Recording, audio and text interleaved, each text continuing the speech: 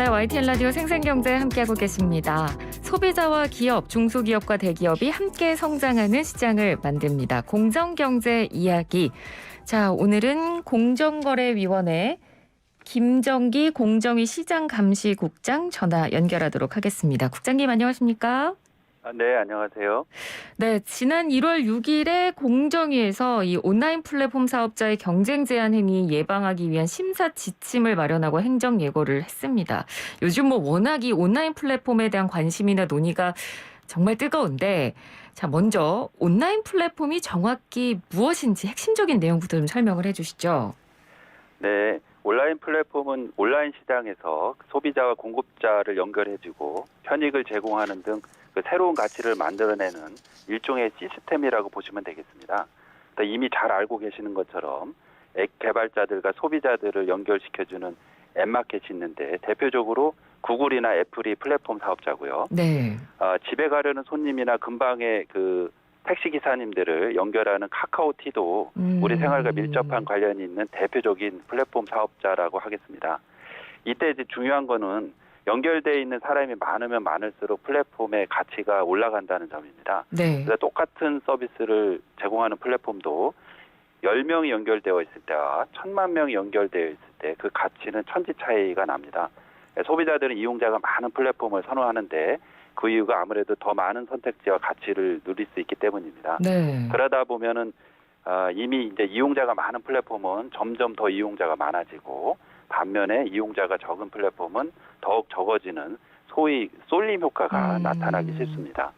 그러니까 플랫폼 간에도 일종의 이제 빈익빈 부익부 현상이 나타날 수도 있다 이런 말씀이시네요. 예, 맞습니다. 그래서 이제 플랫폼들은 초기에는 이제 적자를 감수하더라도 일단 이용자를 많이 확보하는 데 집중하는 경우가 많습니다. 나중에 충분히 이제 이용자가 많아지면 쏠림 효과를 시장을 장악할 수가 있고 그때 가서 이제 수익을 올려도 늦지 않기 때문이거든요. 네. 반대로 초기에 적정 수준의 이용자를 확보하지 못한 플랫폼은 시장에서 퇴출되기가 쉽습니다. 이러한 점에서 특히 이제 이 시장은 승자 독식 구조, 즉 독과점 시장이 만들어질 우려가 있다고 하겠습니다. 그렇군요. 근데 우리가 이 플랫폼이라는 다소 좀 어려운 단어를 써서 그렇지 옛날 이제 물건을 사고 이러는 형태를 생각을 해보면 전통 시장도 있고 조금 더 나아가서 백화점도 있고 이런 데가 어떻게 보면 이 소비자들이 소비할 수 있는 공간을 제공을 해주고 그 안에 이제 상품을 파는 분들이 들어오는 그런 개념하고 같은 거잖아요. 그럼 네. 이 디지털 시장하고 뭔가 좀 차별화되는 특징이 있을까요? 예, 그 디지털 시장 기본적으로 이제 그 해당 시장에서 온라인 플랫폼은 이제 빅데이터라는 것을 분석을 하고 활용을 해서 소비자 공급자 간의 어떤 연결성을 더욱 극대화할 수 있다는 점에서 차별화된다고 봅니다. 네. 수많은 소비자들의 어떤 검색 정보나 결제 정보, 구매 패턴 등을 수집하고 분석해서 소비자가 원하는 최적의 사업자 연결하는 데 활용할 수가 있고요. 마찬가지로 이제 사업자들이 어떤 상품을 팔고 있는지, 무엇이 많이 팔리고 있는지, 이용 후기가 어떻고 무슨 내용을 개선해야 할지 이러한 어떤 방대한 데이터에 접근하고 이를 활용할 수 있다는 점에서 기존의 어떤 전통 시장과는 큰 차이가 있다고 하겠습니다. 네. 이처럼 그 온라인 플랫폼은 빅데이터라는 새로운 자원을 가지고 이용자들을 더 효과적인 방식으로 연결함으로써 우리 생활에 큰 편리함을 가져다 주고 있습니다. 하지만 그 한편으로는 이제 빅데이터를 손에 쥔 거대 플랫폼이 자신의 이익을 위해 자신이 원하는 방식으로 이제 이용자들을 연결할 수도 있다는 그런 우려의 목소리도 함께 나오고 있는 상황입니다. 이용자가 소비를 위해서 어떤 소비의 선택을 할 수 있는 게 아니라 플랫폼이 원하는 방식으로 이용자를 연결할 수도 있다는 말씀이신데 이게 구체적으로 어떤 내용일까요?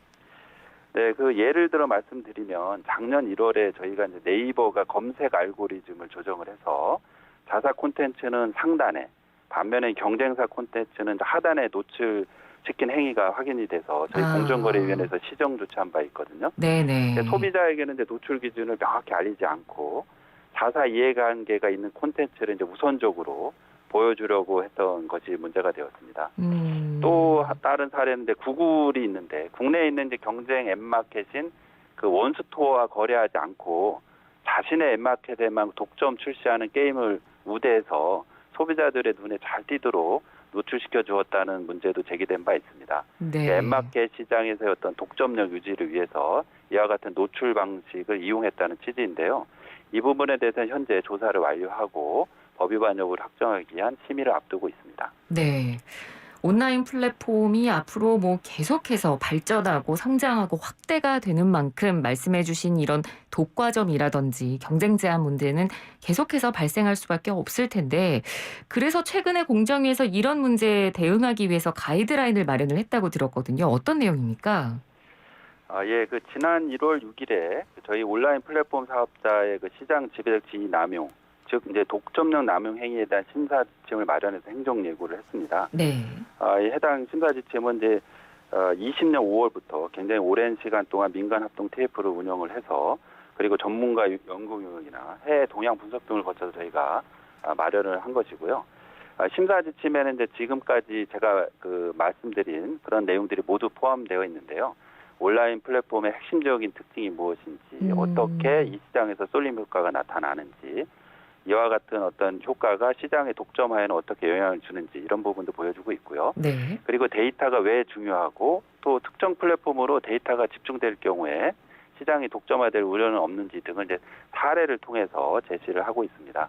그러니까 특히 이제 앞서 소개해드린 구글이나 아마존, 네이버와 같은 사례 같이 이미 이제 온라인 플랫폼 시장에서는 이제 저희 공정거래위원회뿐만 아니라 전 세계 공정거래 당국이 이제 공정거래법 위반을 조사하거나 시정한 사례가 다수 누적되어 있습니다. 그래서 네네.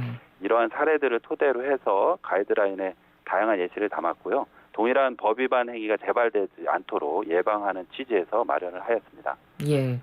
그럼 이렇게 새롭게 심사 지침 같은 게 생기면 사실 사업자들 입장에서는 약간 긴장할 수밖에 없을 것 같은데 이번 심사 지침으로 혹시 뭐 온라인 플랫폼 사업자들이 새롭게 의무를 부담하게 되는 내용은 없을까요? 이번에 이제 말씀드린 것처럼 이번 심사 지침은 어떤 기존의 공정거래법 집행 사례들을 담은 일종의 가이드라인 성격이라서요. 온라인 플랫폼 사업자에게 새로운 의무가 신설되는 내용은 전혀 없습니다. 네. 온라인 플랫폼 사업자들 입장에서는 이제 기왕에 존재하는 공정거래법을 더 잘 준수할 수 있도록 돕는 일종의 이제 지침서를 마련한 것이라고 이해해 주시면 좋겠고요. 네. 그래서 이제 앞으로 이러한 일정을 통해서 26일까지 행정 예고를 통해서 현재 의견 수렴이 진행되고 있습니다. 그래서 많은 분들의 의견을 듣고 보완을 해서 가급적이면 올 상반기 중에는 시행할 계획으로 있습니다. 예, 알겠습니다. 오늘 말씀 잘 들었습니다. 고맙습니다. 감사합니다. 네, 지금까지 공정거래위원회 김정기 시장감시국장이었습니다.